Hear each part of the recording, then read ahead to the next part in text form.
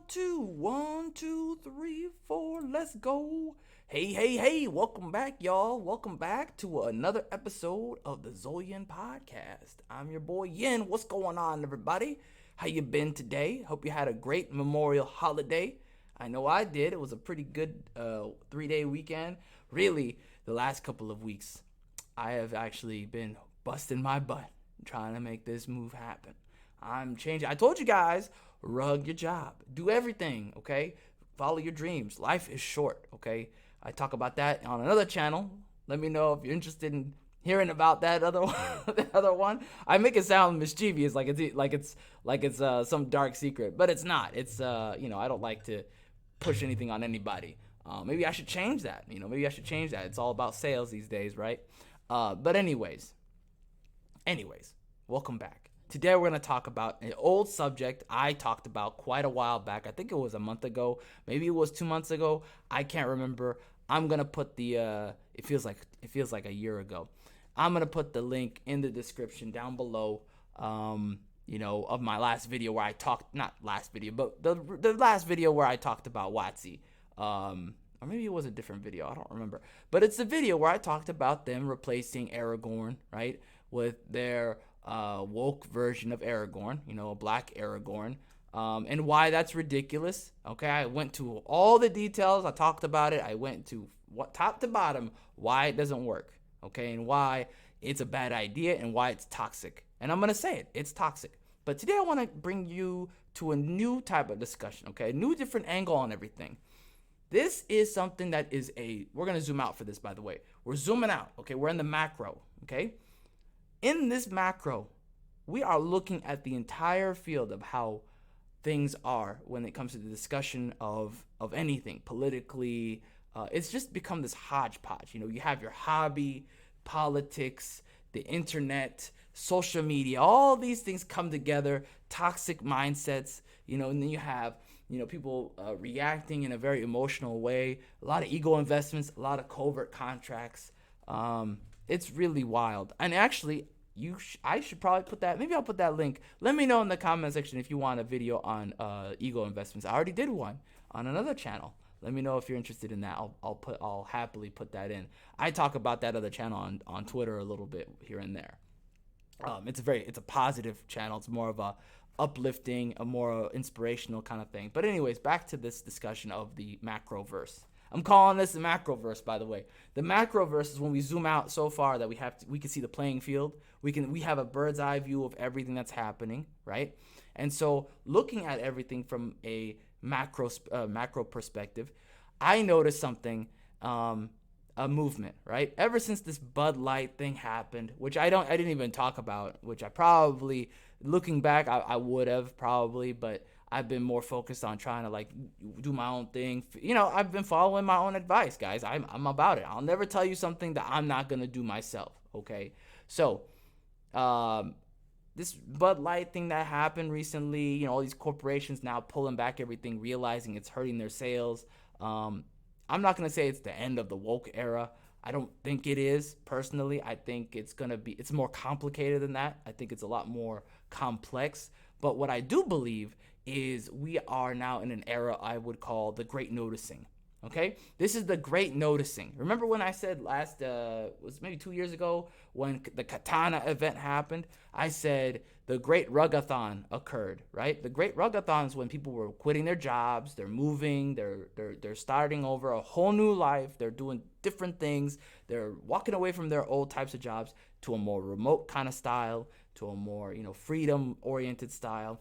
Maybe they're focusing on their families. Maybe they're focusing on themselves. They're leaving behind what they defined, right, as themselves, like their identity with their company and their corporation. A lot of people were calling it, what is that term called? Quiet quitting.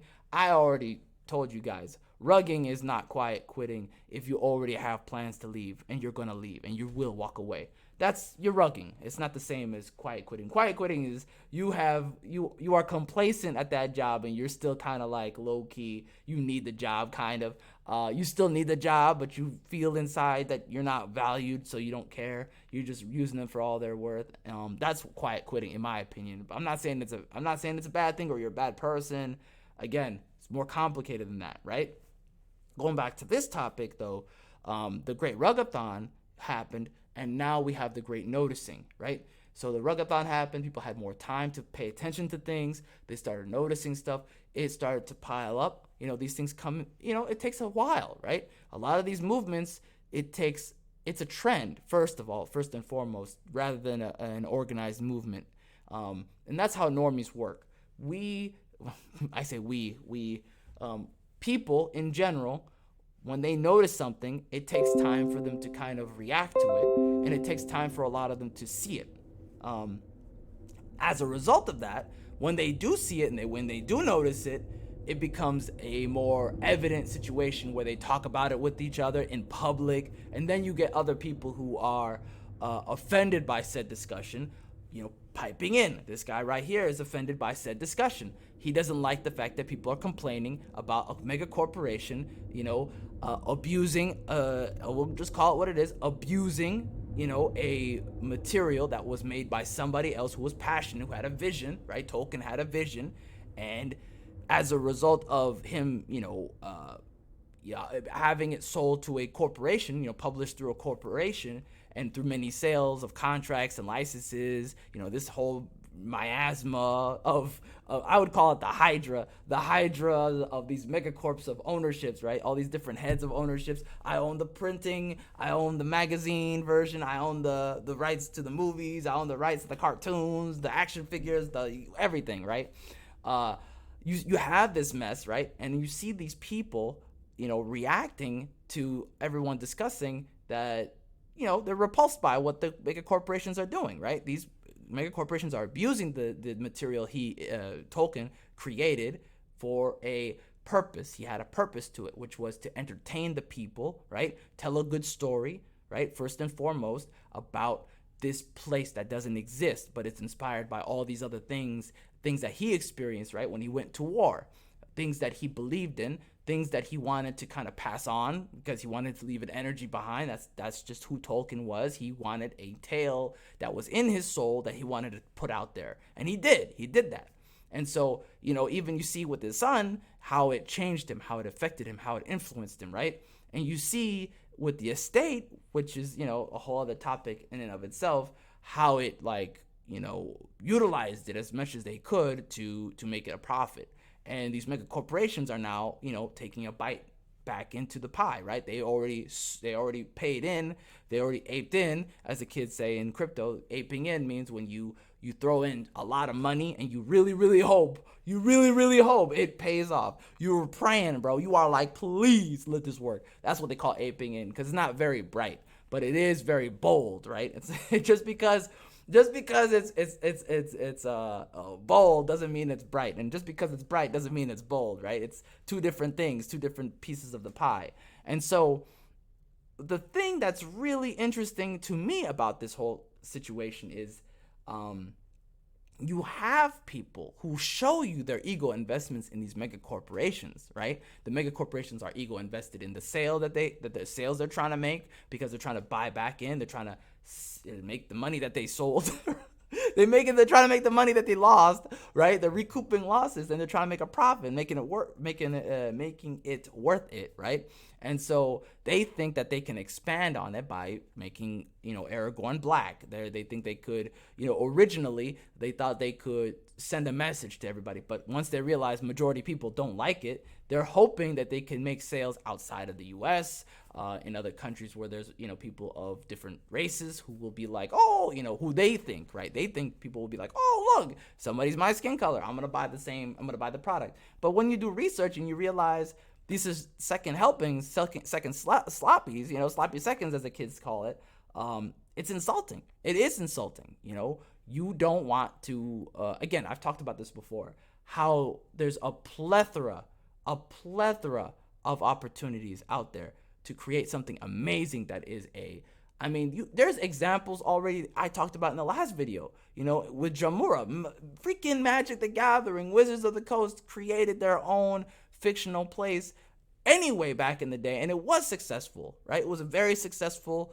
series. It was a very successful block, and I think that well, maybe not block, but it was a set.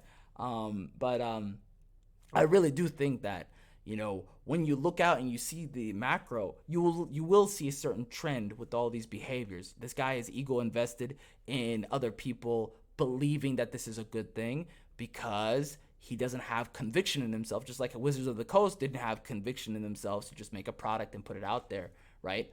Again, we're talking about a corporation who they don't believe in it ultimately. They don't. If you really believe in a product, you just put the product out there as is, right? You don't need to tweak it to meet modern audiences. You don't need to do that. If you really believe in a product, you just put it out there as it is. You just translate it straight through. There was a tweet, and I can't find it right now, but there's a tweet where they showed Aragorn as a white man who was the original image. That was the original image they used, and so they actually edited it so he was black, right? So that kind of tells you that they actually black. What is it? What do the kids call it? Blackwashing it. They already told you that they are, washing over the actual, culturally appropriating over the character, right? It's an insult to the people. It's an insult to the fans. It's an insult to, anyone buying the product and is not aware of the actual original content, because you're tricking them. You're not being honest. It's lie by omission, right? And so anyways, I just wanted to kind of communicate that with you guys today. I mean, somebody who really believes in this, if you really believe in Black Aragorn, you don't need other people to believe in it. Okay? True conviction comes from within. True self-validation comes from within. If you don't, believe or have a faith in something, you're gonna react a certain way, and that's what this guy is doing. He doesn't believe in it actually. He needs it to be reflected back at him like an echo chamber. No self-esteem, no self-confidence, no conviction, probably lying to himself. That's just how I see it, okay? Anyways, that's it for now. Let me know what you think. Hit the like button if you like this. I appreciate your time. Have a great day. God bless you, and I'll see you guys next time. Oh, and by the way, I will be doing a stream. I think I'll put a note in the community section, but I think I'll do a stream tonight. I don't know what time. I'm gonna do it earlier in the night, not later. Okay, very short. Thank you.